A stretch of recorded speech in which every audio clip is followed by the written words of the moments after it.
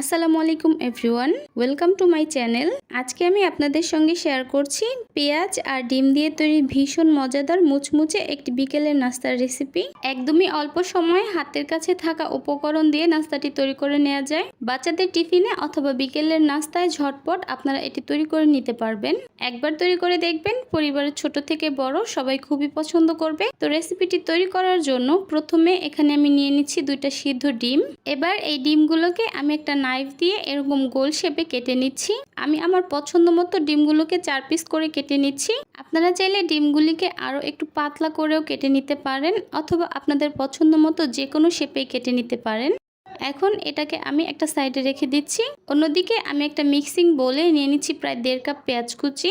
এই নাস্তাটি তৈরি করতে পেঁয়াজের পরিমাণটা একটু বেশিই লাগবে। এবার এখানে দিয়ে দিচ্ছি 1 টেবিল চামচ কাঁচামরিচ কুচি। ঝালটা আপনারা আপনাদের পছন্দ মতো বাড়িয়ে অথবা কমিয়ে অ্যাডজাস্ট করে নেবেন। নাস্তাটি মাখানোর সুবিধার্থে এগুলোকে এবার আমি একটা বড় মিক্সিং বোলের মধ্যে নিয়ে নিচ্ছি। এখন এর মধ্যে দিয়ে দিচ্ছি স্বাদমতো লবণ, চিলি ফ্লেক্স দিয়ে দিচ্ছি 1 চা চামচ, দিয়ে দিচ্ছি 1/4 টিস্পুন হলুদের গুঁড়া, হাফ চা চামচ দিয়ে দিচ্ছি লাল মরিচের গুঁড়া, চাট মশলা দিয়ে দিচ্ছি হাফ চা চামচ, গরম মশলার গুঁড়া দিয়ে দিচ্ছি 1/4 টিস্পুন, দিয়ে দিচ্ছি হাফ চা চামচ জিরার গুঁড়া, হাফ চা চামচ দিয়ে দিচ্ছি ধনিয়ার গুঁড়া, দিয়ে দিচ্ছি 2 টেবিল চামচ ধনিয়া পাতা কুচি। এবার এখানে দিয়ে দিচ্ছি 1 চা চামচ আদা আর রসুন বাটা। আমি এখানে যেই মশলাগুলো দিয়েছি এর মধ্যে কোনো মশলা যদি আপনাদের হাতের কাছে না থাকে তাহলে না দিলেও চলবে। এবার সবগুলো উপকরণ একসঙ্গে খুব ভালো মতো মিশিয়ে নিচ্ছি। কিছুটা সময় নিয়ে সবকিছু মিশালেই দেখতে পারবেন পেঁয়াজটা কিছুটা সফট হয়ে এসেছে আর সবকিছু খুব ভালো মতো মিশে গিয়েছে। এবার নাস্তাটির বাইন্ডিংয়ের জন্য আমি এখানে দিয়ে দিচ্ছি হাফ কাপ বেসন, আর নাস্তাটিকে ক্রিস্পি আর মুচমুচে করার জন্য দিয়ে দিচ্ছি 2 টেবিল চামচ কর্নফ্লাওয়ার। কর্নফ্লাওয়ারটা আপনাদের হাতের কাছে না থাকলে আপনারা চাইলে এর পরিবর্তে চালের গুঁড়াটাও দিতে পারবেন। এবার বেসন আর কর্নফ্লাওয়ারটাকেও সবকিছুর সঙ্গে খুব ভালো মতো মিশিয়ে নিচ্ছি। সবকিছু মিশিয়ে নিলে দেখতে পারবেন এরকম আঠালো একটা মিশ্রণ তৈরি হয়ে গেছে। মিশ্রণটি তৈরি করতে আমি এখানে কিন্তু কোনো প্রকার পানি অ্যাড করিনি, কারণ পেঁয়াজটা খুব ভালো মতো মাখানোর ফলে পেঁয়াজ থেকে কিছুটা পানি বের হয়েছে এবং সেটা দিয়ে একটা আঠালো মিশ্রণ তৈরি হয়েছে।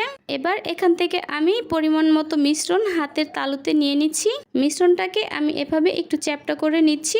এবার এর মাঝ বরাবর কেটে রাখা ডিমের একটি স্লাইস দিয়ে দিচ্ছি। তারপর ডিমটাকে পেঁয়াজের মিশ্রণ দিয়ে খুব ভালো মতো ফোল্ড করে নিচ্ছি। আপনারা একটু খেয়াল করলে বুঝতে পারবেন যে আমি ঠিক কাজটা কিভাবে করে নিচ্ছি। তো এই যে আমি এরকম গোল করে একটি নাস্তা তৈরি করে নিয়েছি। আপনাদের বোঝার সুবিধার্থে আমি আপনাদেরকে আরও একটি নাস্তা তৈরি করে দেখিয়ে দিচ্ছি। আপনারা চাইলে নাস্তাগুলিকে লম্বা করে তৈরি করে নিতে পারেন, তবে সেক্ষেত্রে ডিমগুলোকেও লম্বা করে কেটে নিতে হবে।